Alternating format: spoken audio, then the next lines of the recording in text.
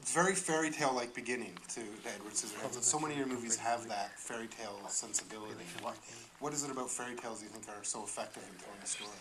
Well, they've been around for, ever, and I think that there's a reason they've been around forever.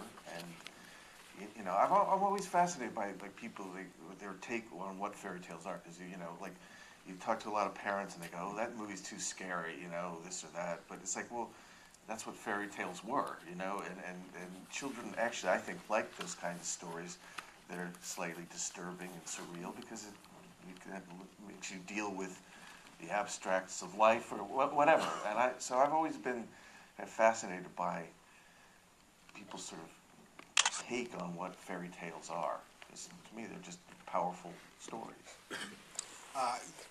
Edward Scissorhands was just your first film with Johnny Depp. You've, of course, gone to make many, many other movies with him as your primary actor. How would you describe your collaboration with him? He's a complete ass. It's great.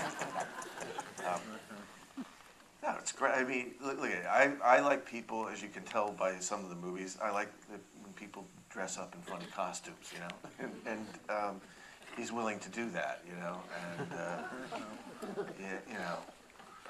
a lot of people don't like it. It's like, why do you let him look like he looks? He looks great. And I said, yeah, but you've seen that, and he likes doing that. So it's, he's more to me like an old horror movie actor, like Boris Karloff, than he is like a leading man, so he's like a good character actor.